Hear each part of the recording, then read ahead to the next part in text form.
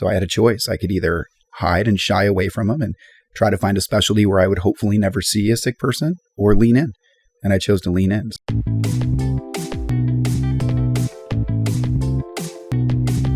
Hello, and welcome to Shop Talk, where we talk about what's going on in and around the Scottsdale Police Department. Now here are your hosts, Chief Jeff Walther and Sergeant Kevin Kwan. Hey everyone, welcome to the 14th episode of Shop Talk. I'm Chief Jeff Walther, and my trusty sidekick, Sergeant Kevin Kwan, is back. I'm back. He's been gone for a little while. He's been, I don't know, filling in for you the last couple times, right? Well, he sounds a lot better than me, so we just let him I don't know. take over. I don't know. You have the smooth jazz kind of voice going, so I think some of our female listeners really like that. So my wife says no, thank you. Happily married, almost great. 18 years. Yeah, great. Anyway, we're excited. Number 14. Can you believe? I can't believe we've been doing it this long already, and a lot of positive feedback. Thanks to everybody who listens. Yeah. I've actually been getting some really positive feedback on all the episodes that we've had so far. So we're excited to be in episode 14. Have a great guest. Dr. Casey Solem is with us, and we'll bring him on shortly. We'll get into his background. He's a pretty amazing guy and very well connected to Scottsdale PD and Scottsdale Fire. I know I'll have Steve add the boo track in there, right? Boo. Yeah, I mean we love our partners on the fire side, but Casey's definitely connected to the fire side, which is great. So let's talk briefly. A lot going on this month. Yeah. Actually, a lot going on in the last several months. A lot going on in the PD, and I'll share with folks. Thanks to our council and our elected officials.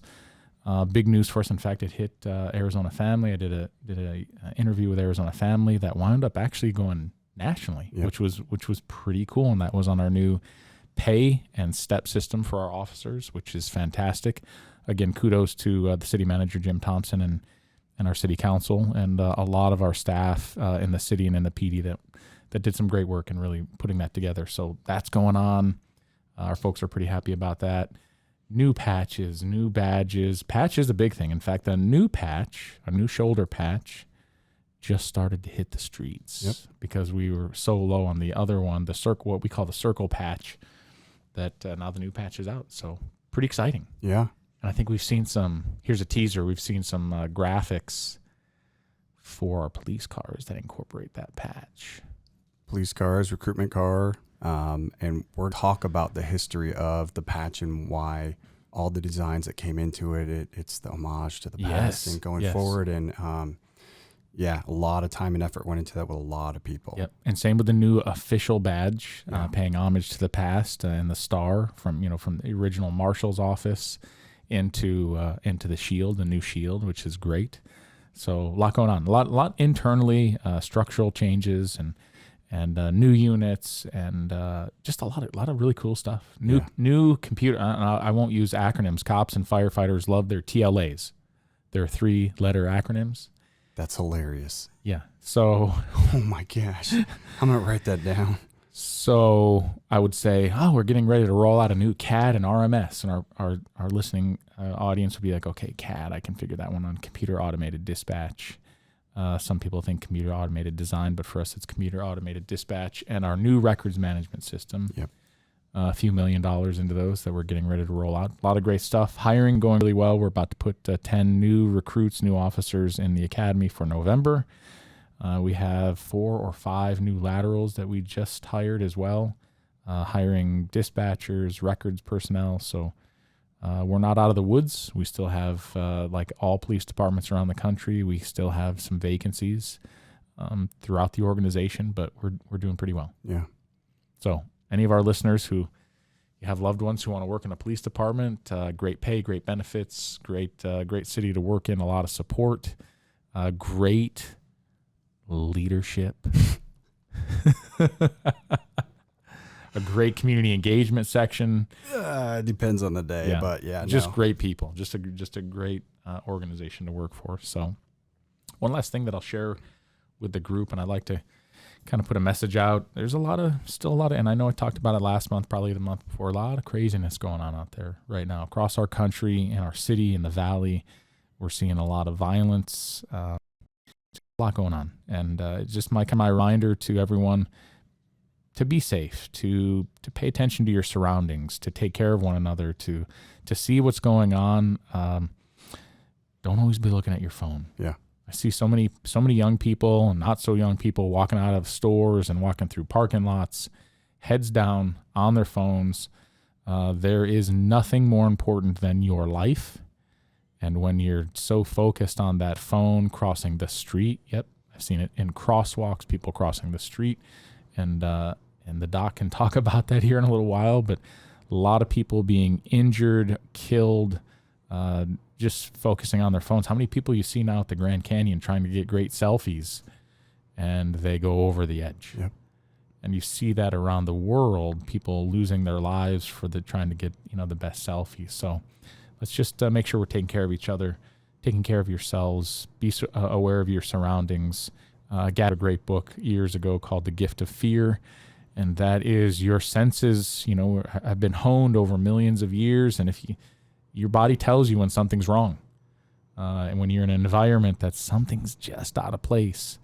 Unfortunately, few people pay attention to that. They're caught up in what we'll call normalcy bias.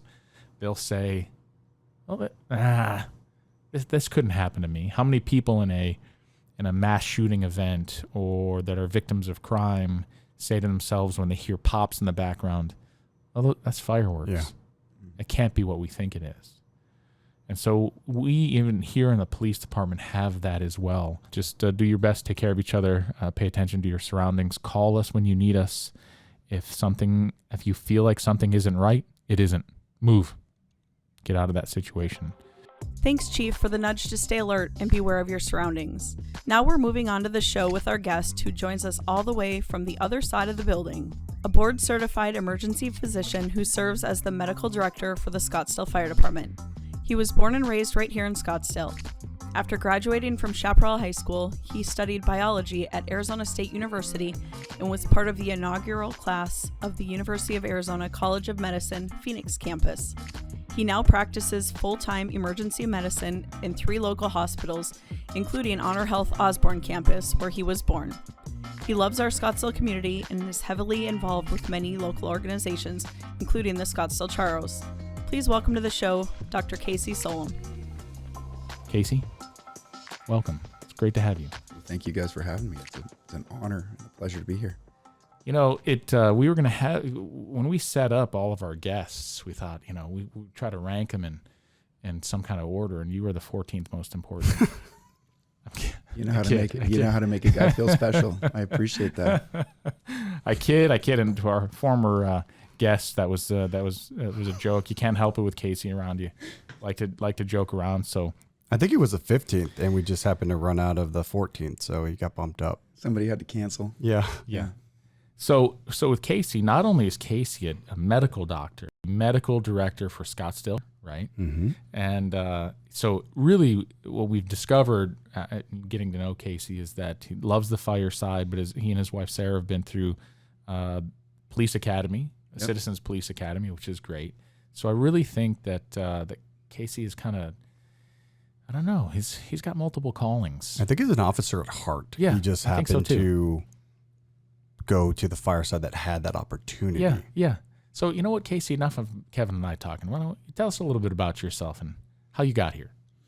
Well, thank you guys for having me. I born and raised here in Scottsdale. I'm one of the few Scottsdale natives that exist today.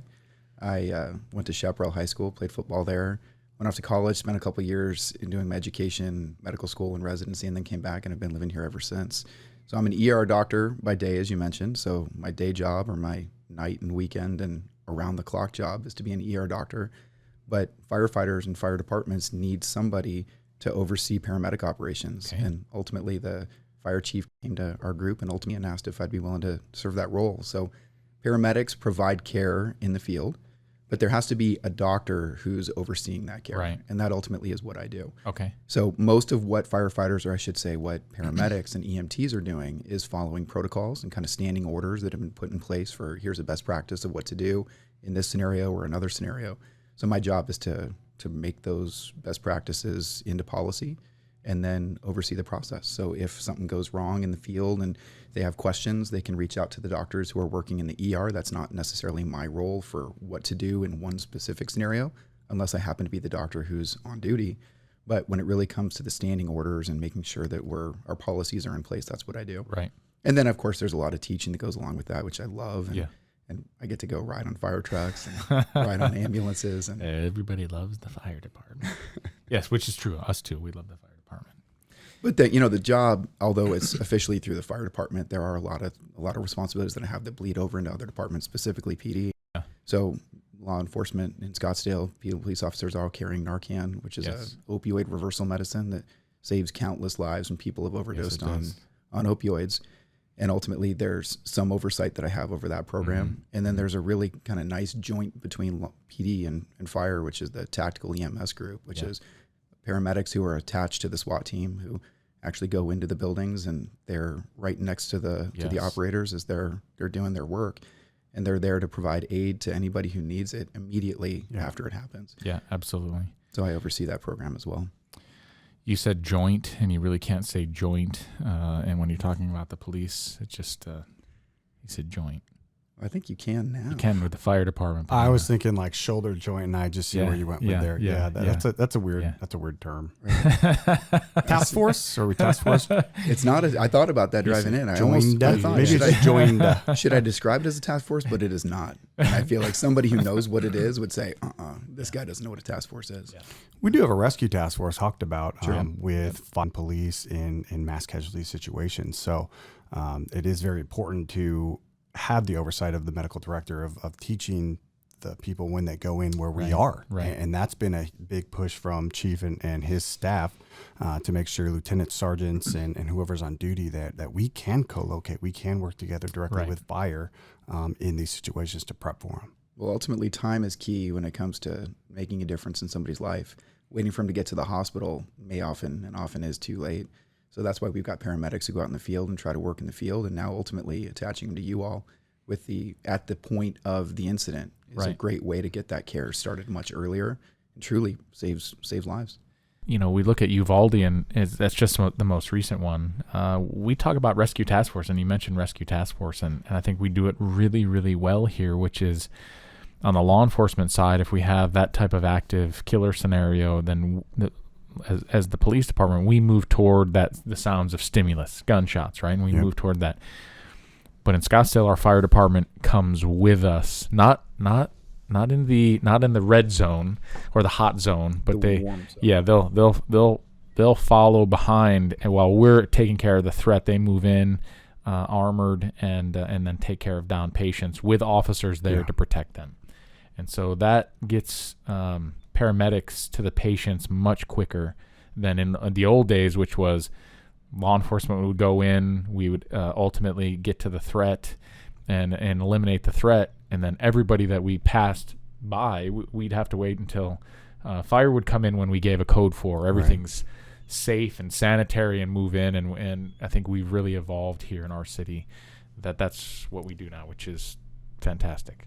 Well, public safety is basically different sides of the same coin, right? Definitely. Law enforcement has to prevent more injury, and fire and EMS have to be there to provide care to those who've already been injured. Right. Mm-hmm. And there's things that were the bastions of law enforcement in the past that all of our folks are carrying Narcan. So officers are carrying Narcan and tourniquets.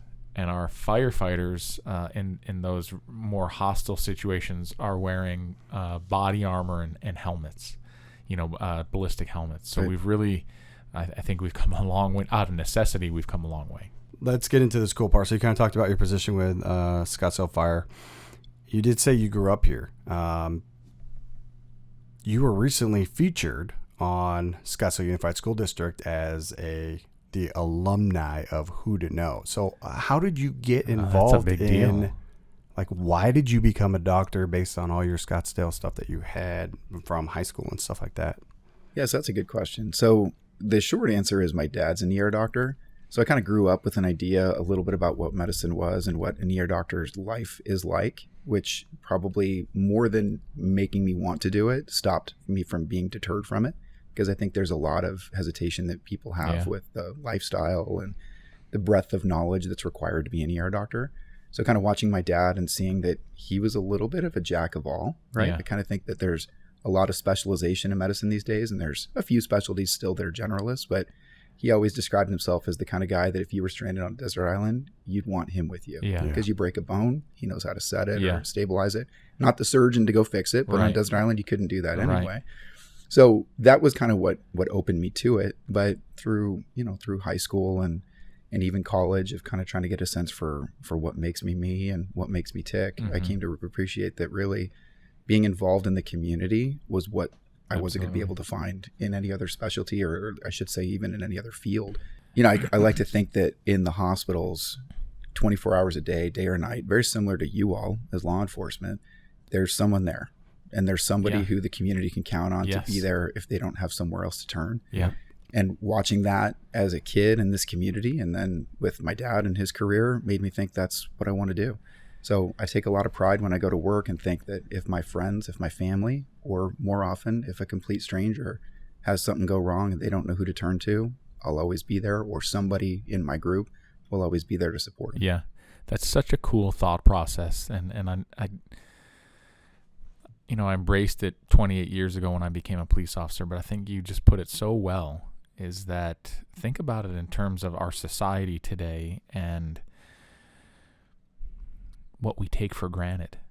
In the middle of the night, everybody's asleep, but there are ER doctors there. There are firefighter paramedics ready and available to respond, and there are police officers patrolling the streets in the middle of the night while the rest of the citizenry just sleeps peacefully and quietly. You have men and women who are there ready and able to handle just about any emergency that might crop up in the middle of the night. And what a unique time in history to be a human being, because if you think about the history of human beings, not always there somebody there in the middle of the night to handle emergencies. So very cool thought process. Well, you talk a lot about community policing and how different that is from the old, maybe traditional thoughts of what law enforcement is. And you talk all the time that you're there for whatever the emergency is. Yeah. Whether that's truly criminal activity or whether that's somebody who just doesn't have anywhere else to turn, or they need assistance with something they can't take care of themselves, that you as a law enforcement team can be there for them. Yeah. And I think the same thing is what the ER is. I think people think a lot about the ER being the place for gunshots and stab wounds and heart attacks and strokes. And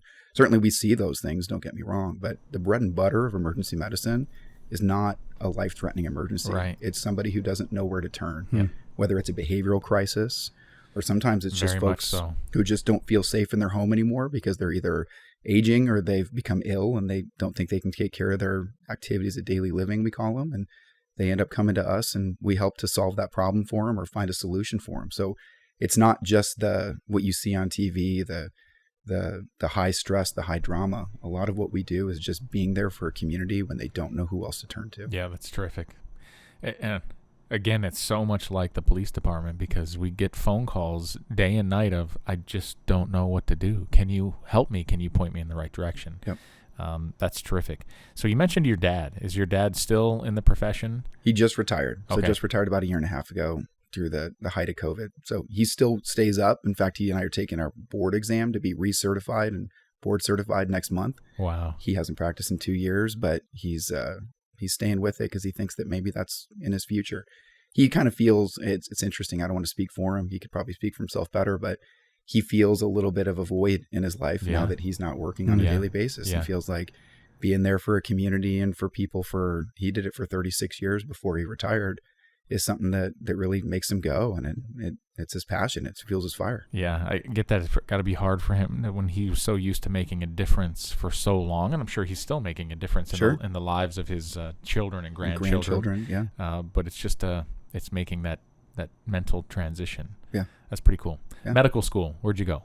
I went to U of A. So U of A has a downtown Phoenix campus that started in 2007, and I was part of that first class. So prior to that, prior to that, if somebody from Phoenix wanted to go to medical school, there were a couple schools here that were they were private schools, but there was nothing that was affiliated with the university. So I'd have to go down to Tucson if I wanted to go to a university, a public university.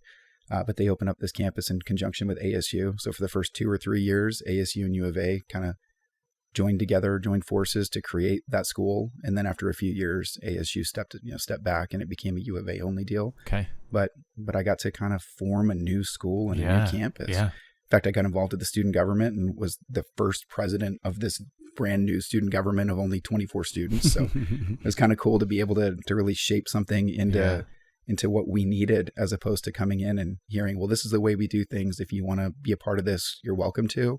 The message was, we think we know who we want to be, but we don't really know. So why don't you come in and help us form into a successful medical school? Yeah, that's fantastic. In fact, in the first couple of days, we had 25 faculty and 24 students. Oh, wow. So it was almost 1-to-1. Now, not that we'd ever, be in a classroom with all 25 faculty, but we got to know each other well. We went on jogs between breaks in class, and it was a really cool, unique experience. That's pretty neat. I'm curious to think, we get back to police and fire. What do you, we mentioned that, we've come so far in terms of what the police are carrying, and we talk Narcan and tourniquets and what fire's doing.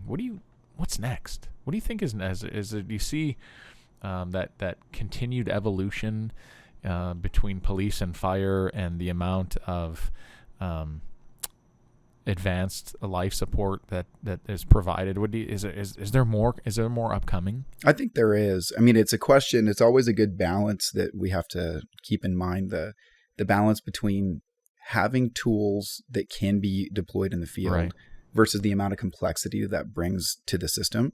So if you don't have a system that's like, for example, there's states like Texas where they can actually give transfusions of blood in the field. Wow. Well, medically, we'd say that's wonderful. Right. But the challenges are, you now have to have a system in place where you've got refrigerators on ambulances and you're able to keep track of how old the blood is. Is it expired? Are you using it at an effective rate? Are you wasting blood by setting it there instead of in the hospital where it would definitely have been used, but instead it expires on an ambulance? So I think that there are a lot of really cool things that can be done in the field. And I think we've come to appreciate over the last, 10, 20 years that you don't need to be a physician or a nurse in a hospital to provide effective care, that there are lots of ways that care can be provided in the field through paramedics or EMTs or, even just other first responders.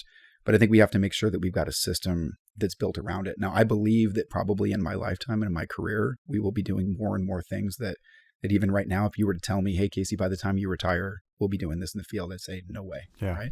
But because we've got a society, kind of like what you mentioned, Chief, that's really advancing at a rate, unlike it ever has before. Right. I think that we can build systems. And as long as we've got leaders in, city government or in hospitals who are willing to try new things, I think the sky's the limit for what can be done. I'll tell you the truth, though. One more piece that I want to say is that it is very tempting to want to do sexy, new, fun things. Yeah. But the reality is that I say this repeatedly to the paramedics in Scottsdale, that they save more lives in the field with their basic life support and advanced life support skills than I do with all the tools, all the tests, all the consultants, all the specialties in the hospital. That good basics is really the key to providing good care. It's sometimes possible to forget about the basics because you're so excited about that brand new shiny toy that you've got. Yeah. And you end up probably doing the patients and the community a disservice in the process. Casey's like a quote magnet. I mean, like a lot of good things there. Yeah, our intro is going to be so awesome because we'll just splice them all together and it'll be one huge run long on. Yeah, it just makes me think about what's the future. Yeah. And here's my Star Trek reference. Ready? There should be like the tricorder. Where Bones carried the the machine that he'd analyze you out in the field and say, okay, it's broken, or it's this and that, the other, and then. So I know you say that, Chief, tongue in cheek, but the reality is we're going that way. I know, that's what I mean. So the most specific and the best correlation to that story is the ultrasound. Yeah. So they now make ultrasounds that are so small that you can plug it into your iPhone. And then you just plug in the little probe, and you can now put the probe on somebody's heart. In fact, the military is doing that. It's crazy to a crazy degree that people are claiming that it won't be long before stethoscopes are replaced by ultrasound in the military, because you can't hear breath sounds or heart sounds on the back of a helicopter. Yeah, but you can see the heart beating. That's pretty cool. And then when we talk about labs in the hospital, what we used to have to draw blood and send it down to the lab. There's a lot of machines that there are various different companies that make them, but I can ask for a lab and the nurses can draw the blood and at the bedside plug it into the machine and it spits out numbers. I mean, it really is like a tricorder. Yeah. So I think that's so cool for sure where we're going. We need the phaser next. I thought you were going to talk about the tricores or something with like they communicate. I watch real TV shows. We've already got that. Hey Siri, call Kevin Kwan. Right. It's a tricorder. You need to watch more Star Trek. Nah, I watch good stuff. Let's move into some of your other. I mean, you have some great passions. Be it on the fire side and a little bit in the PD side too. Great wife, great family. But you also have kind of a philanthropic side that caters also to your cowboy side. That's true. What our listeners can't see right now is your wider kind of handlebar mustache, which is spectacular, by the way. Sara, it's horrible. I've told her this many times, so this is nothing she hasn't heard from me already. And she has agreed with you every time. In fact, I think I might be the only person outside of the fire service and maybe some police who like this thing. Yeah. Yeah. It's pretty good. So your stuff, yeah. What do you? You've got like 5 different jobs that you hang out and do, but we know one of the big things is related to the Charros. So, what's your role? What do you do there?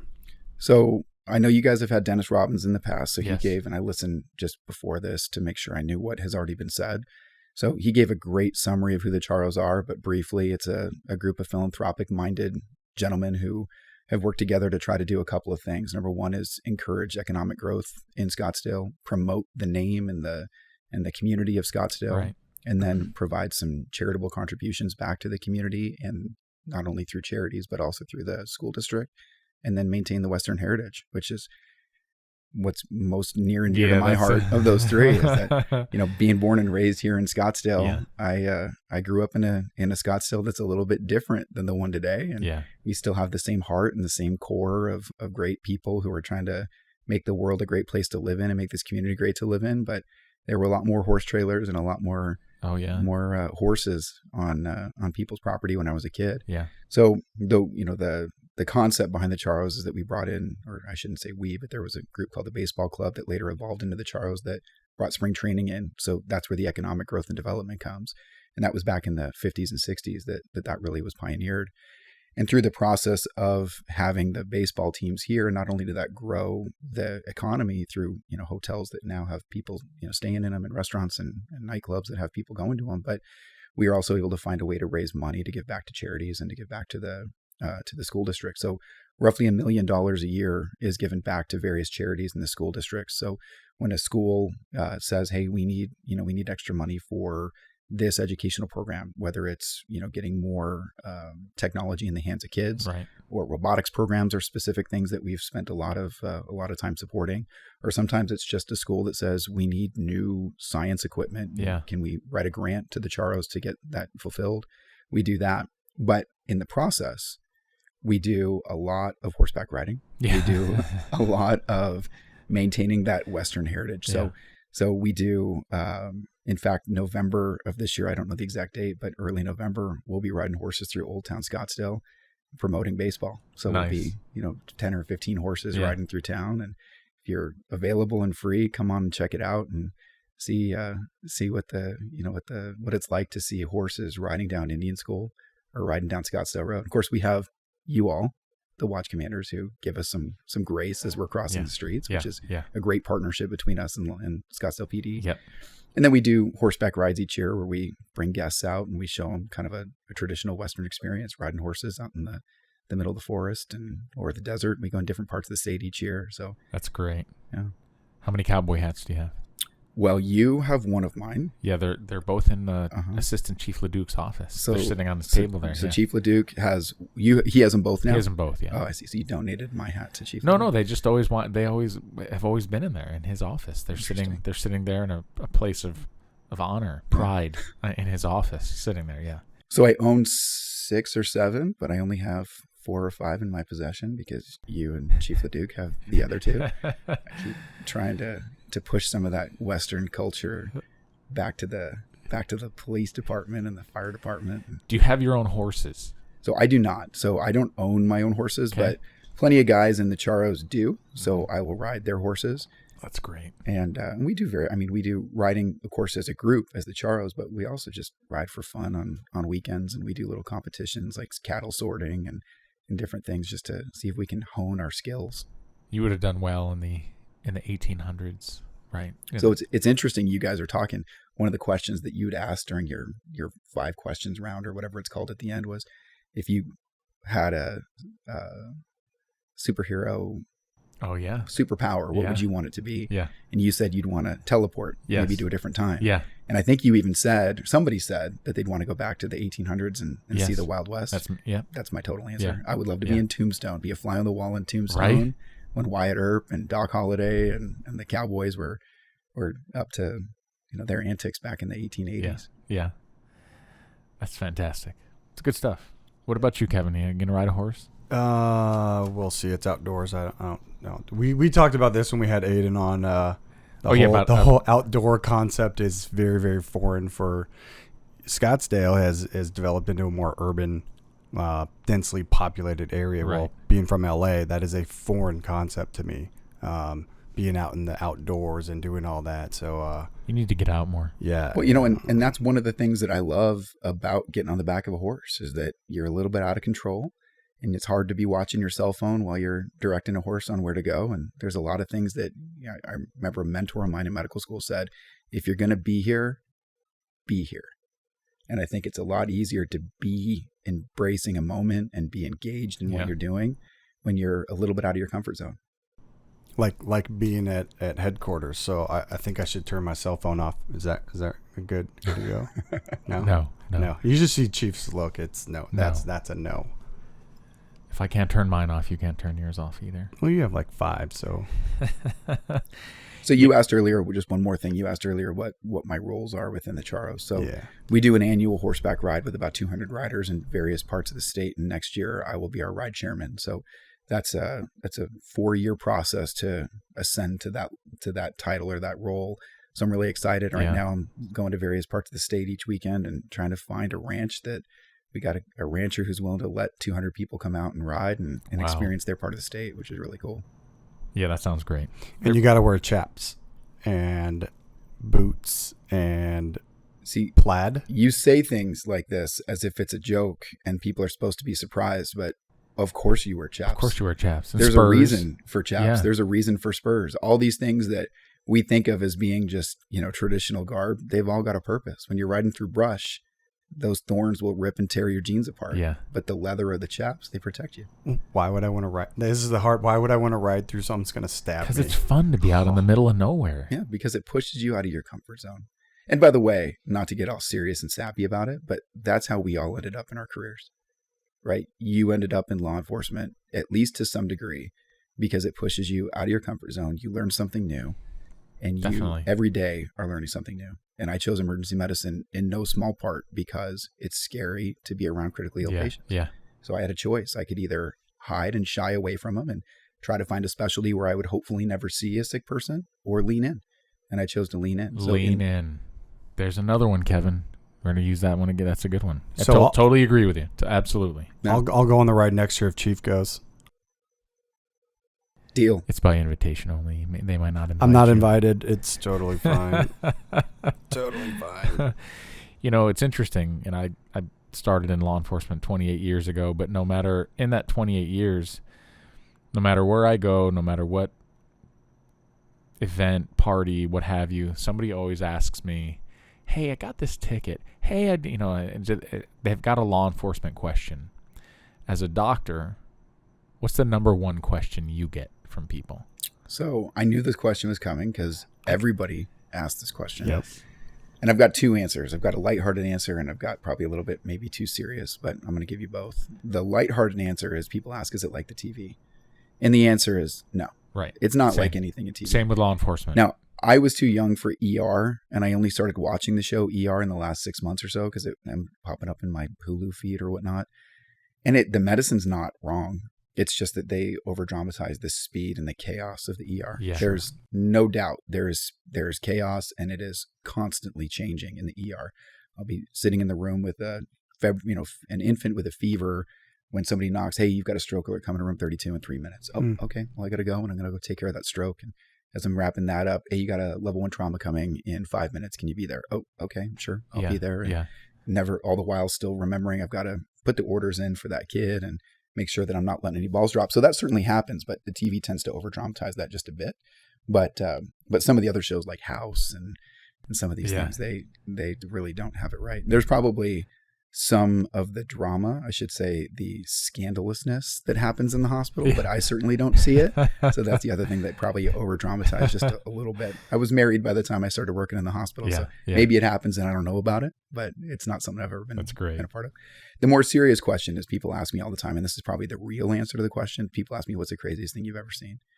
And I don't know, I think you and I have maybe had this conversation, Chief, that's a very hard question for me to answer. Yeah.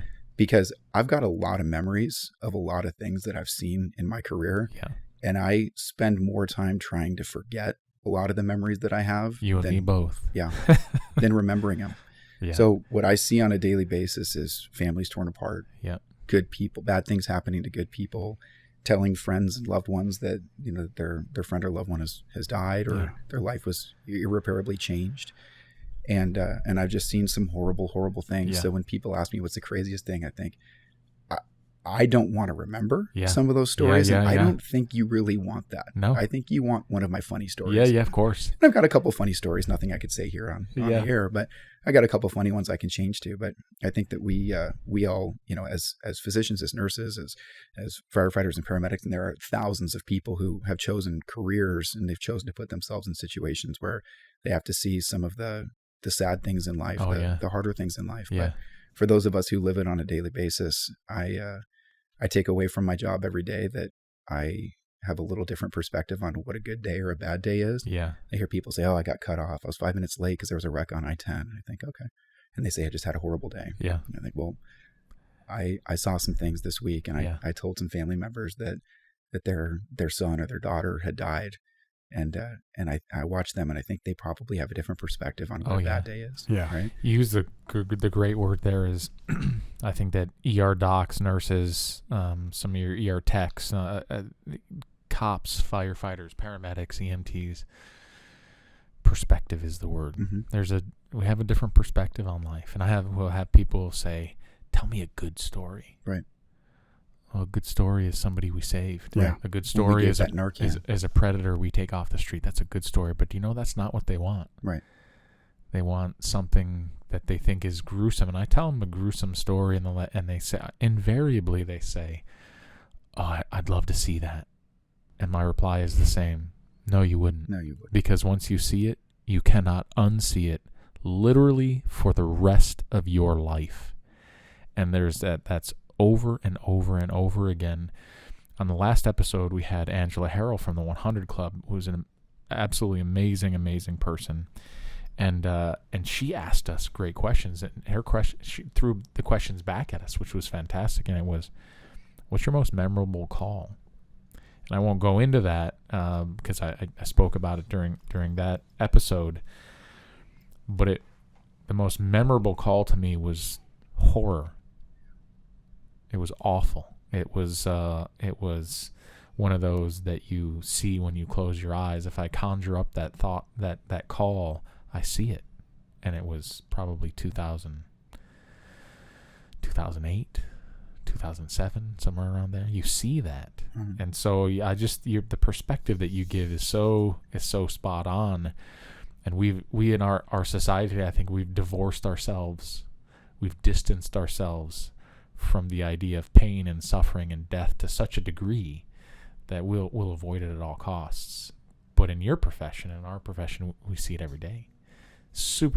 I'm just moved by that thought process and the perspective that you bring to that, which is exactly how we see it too. So, and when you say memorable, that's interesting. I've never really thought about the most memorable, right?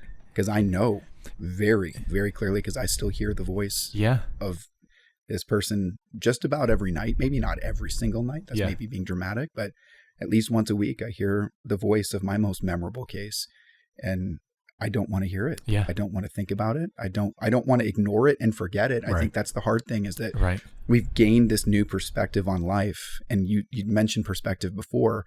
I'd never want to go to somebody who just mentioned they got cut off on the road and say, you don't know what a bad day is. Right. Because that's not fair to them. Right.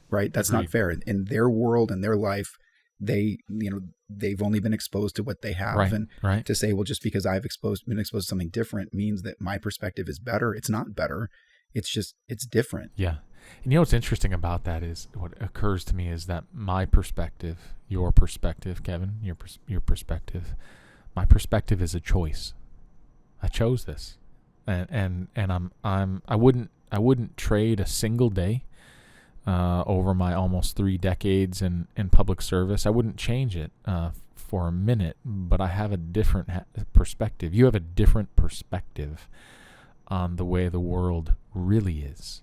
I always like to think of some of my favorite movies in Morpheus and The Matrix. He says, "Welcome to the real world." And that's what we have a different perspective, and I just think that's really cool. And I applaud Angela for the way she asked that question, because her question was meant to be very thought-provoking. Mm-hmm. What's your most memorable? Well, your most memorable call, or your most memorable case in the ER could be something wonderful, or it could be something. Typically, this is how we tend to think. I think in our professions, you immediately go to that call that was the most horrific or bothers you the most, or in your case where you hear the voice in your head is as clear as when it happened. And I wonder why that is, right? Why is it that we don't remember the great ones? Because memorable, I mean, I'm still caught up on this idea of the most memorable call. Yeah. If you said to me, what's the best call, or I shouldn't say call, but case you've had in the ER? Yeah. Well, I know what those are. I've got some positive ones. Yeah. Yeah. But they're not as nearly as memorable. When you ask me that question, what's most memorable, my mind goes right to this one specific case, and it is not a positive one. Yeah. Why is that?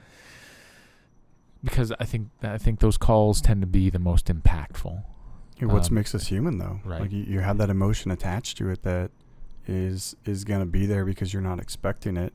I will tell you, it gives you a greater appreciation for other people's careers. When I broke my leg, compound fractured, and had to go to the ER, I'd only been there for sick or something like that. But getting a ride to the ambulance, going to Osborn, literally with my leg outside of my body, that appreciation of my wife's a nurse. So I need to make sure that I talk to the nurses. What is the doctor doing? Is this a crazy one for them that they've never experienced? Well, in my mind as a patient, I hope not. But you talk about, I don't have a GSW, all that different levels of trauma, and mine's just a broken leg. So it really gives a great perspective on, I appreciate what you do because I couldn't do it. And we kind of make fun of firefighters all the time, but we appreciate them. With love. Right. It's all with love and fun. Well, I tell you, one thing that is worth maybe talking about at some point is just that I feel like the ER is the place where you, as law enforcement, firefighters, paramedics, EMTs, we all come together and we all share in that same experience. Yeah. Right? Yeah. Because that's really the one place in the community that we interact. Yeah. And I think that maybe the average listener doesn't know how much time law enforcement spends in the ER. Yeah. And how we get to know each other, because we're all in it together. Because when something bad happens to somebody and they end up in the emergency department, you will be there to investigate and to provide stability to scenes on, out in the field. But of course, you'll be there in the ER to investigate, and the paramedics will be the ones to bring them to us. And for that brief moment, really, all three of our teams are caring for someone together, which means that we somewhat share that bond of, I don't want to say the burden, but the burden of the emotional weight is really shared between us all, which I think is something that most people maybe wouldn't know. Yeah, that's a great point. It's interesting. And you talk about how much time cops spend in hospitals. Well, yeah, that's why there's so many cops who are married to nurses. There's a correlation. I know, but there's a correlation between cops and nurses that is pretty striking. So kind of cool. That's a wrap for this month's episode featuring Dr. Casey Solem. It's always a fun time with our fire partners that usually includes some banter, but know that we are Team Scottsdale and work together to get you the help you need for any emergency situation. Have you ever wanted to see the SWAT armored vehicle up close and personal? Maybe sit on a police motorcycle? Or watch the canines do their cool police dog stuff? We've got just the opportunity for you. Here's Officer Sanborn with some information about a great event coming up in October. Hey everybody, it's Tony with the K9 Unit. We have the Desert Dog Canine Trials and Public Safety Expo. We're going to be at Westworld again, October 22nd and 23rd. Every K9 unit in the Valley will be participating, so there's plenty of opportunity to cheer on their favorite city. This is the time for us. Amazing information, insight about you, about Charros, about the ER doc component of your life. Awesome stuff. But now we're going to get into the hard stuff. We're going to get into the rapid fire questions from Quan. The best part of the show. Let's go. So it's meant to just give a quick response, whatever first pops into your head. I don't know what that analogy is or whatever the stuff is, but it's going to be something cowboy or horse related. Who answers first, me or Chief? Whoever. You're the guest. Okay. Buckles. It's going to be about Buckles. I've noticed that some of the other guests will let you speak first. Yeah, that's fine. I'm good either way. All right. Challenge me. Okay, are you ready? Yep. All right. What is your caffeinated beverage of choice? Oof. Yeah. Iced tea. Yeah, it's caffeinated. Does it? I don't coffee makes me jittery. I don't need that in my life. Yeah, for me it's and I told people this over the 28 years I've been a cop. I don't drink coffee at all, ever, period, the end. Had a bad experience with coffee when I was 10 years old. My dad he's like, hey, you want to try this? Cup of coffee, straight black, most disgusting thing I've ever tasted in my life. Me, it's vanilla Coke. Huh. If I have a caffeinated beverage, it's going to be a Coke. I prefer vanilla Coke. Though. Diet or regular? Regular. Give me the sugar. Yeah, so you get the double. Give me the real thing. Not some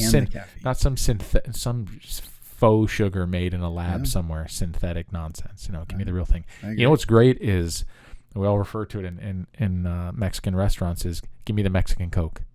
Oh yeah, in the bottle from Mexico. And what's the difference? Do we know? It's the sugar, right? It's a different sugar that they process it with. Yeah, they use real sugar.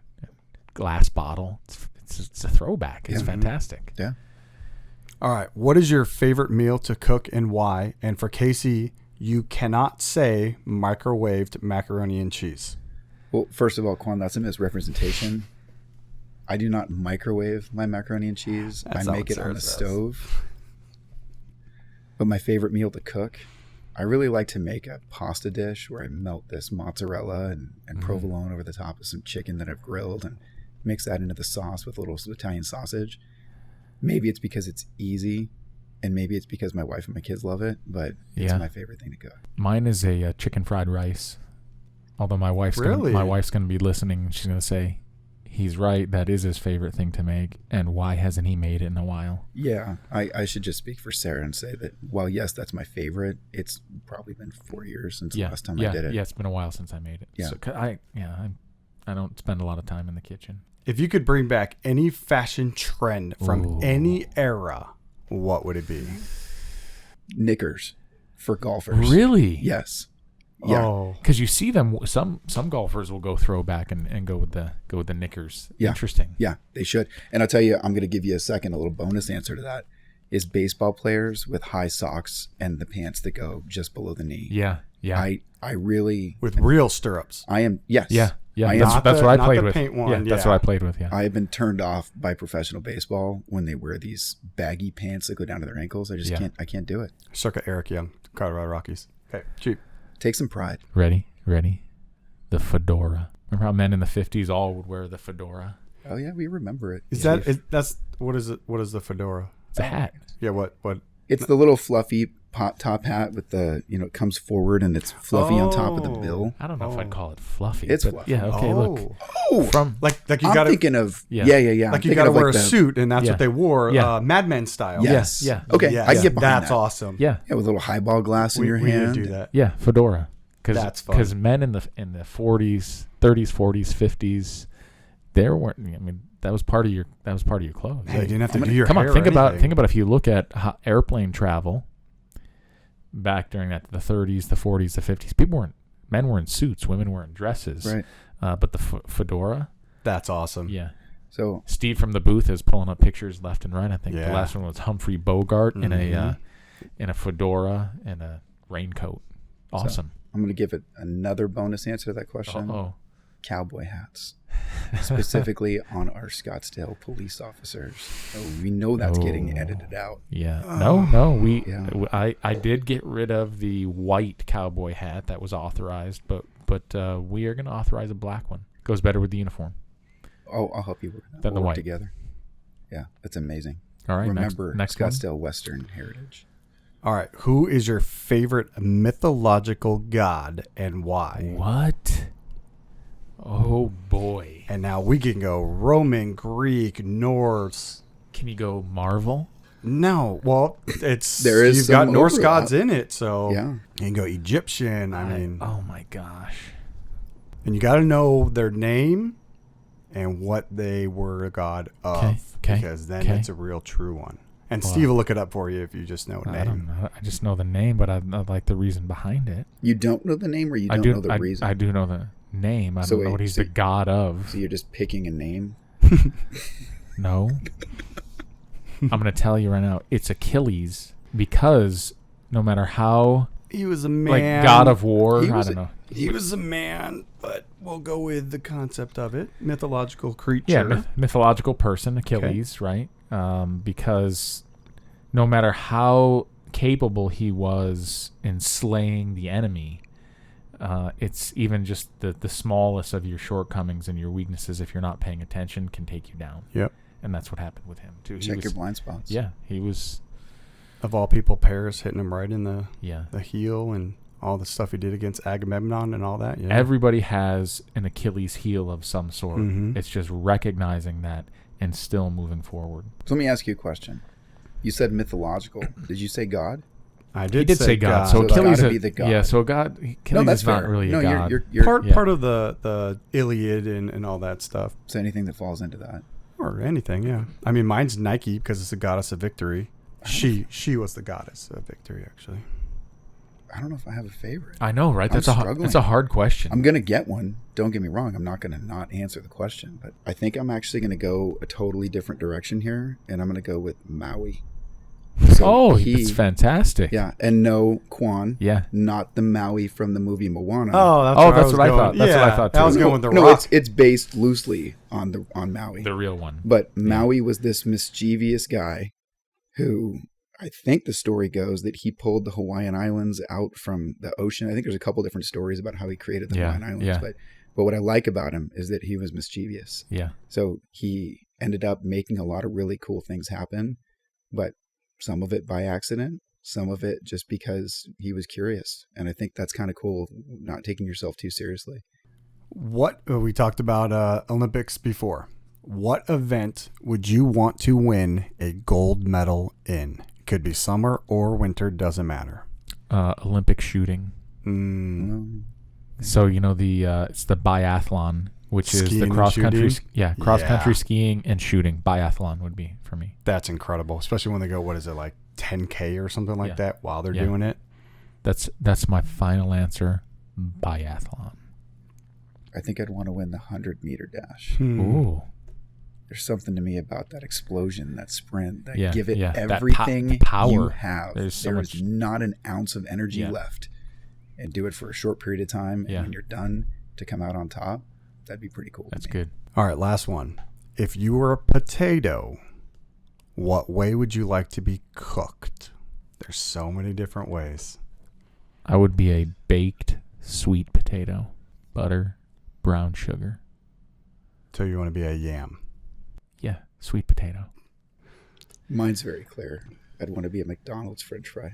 I want to be salty, full of salt, and crispy, and maybe a little dry on the inside. Yeah. And can I complete that thought by I'd want to be a McDonald's French fry that's been dipped in a vanilla milkshake. Oh yeah. My kids did that with Frosties from Wendy's. Oh, yeah. And French fries from Wendy's. Yeah, but that was back before Wendy's changed their French fries. Yeah. I can't do it anymore. Great, good questions. Different. They're good. So fantastic. Casey, thanks so much for being on the show with us today. We had a lot of fun. What our listeners don't have the benefit of is that we actually were on the microphone and talking for, I don't know, the better part of half hour, 40 minutes prior to this, having a good time and laughing with one another. And I think that's what makes our relationship with you and your relationship with the fire department so great here. You're great to have around. We always have a laugh together when we're with one another, and so we're really thankful for you to come on today and spend some time with us. Well, I appreciate you guys having me. I know that I spend most of my time on the fire side of the building, but it's really nice to be invited over here and be a part of what you do. And I, like all other people who've been on this podcast have said, I have a tremendous amount of respect for what all first responders do. Thank you. Law enforcement, police in particular, and what we're doing here in Scottsdale, what you are doing here in Scottsdale with this concept of community policing, I think is really making Scottsdale a stronger community, which is the best way to get into my heart. So thank you. Awesome. Thank you. And to our listeners out there, take care of each other. I say that a little too often. Just be safe, take care of one another, and remember that every day offers each of us the opportunity to be more in the service of one another. And I challenge you to do that. Take me up on that challenge and treat each other well. We'll see you next month. Thanks for tuning in to Shop Talk episode 14. We hope you'll come back next month to hear from our featured guest for October, Jessica Nicely from Winged Hope. We also want to let you know that October is Domestic Violence Awareness Month. Be sure to check out our social pages at ScottsdalePD for plenty of information and resources related to DV. Until then, we hope that you too will be more.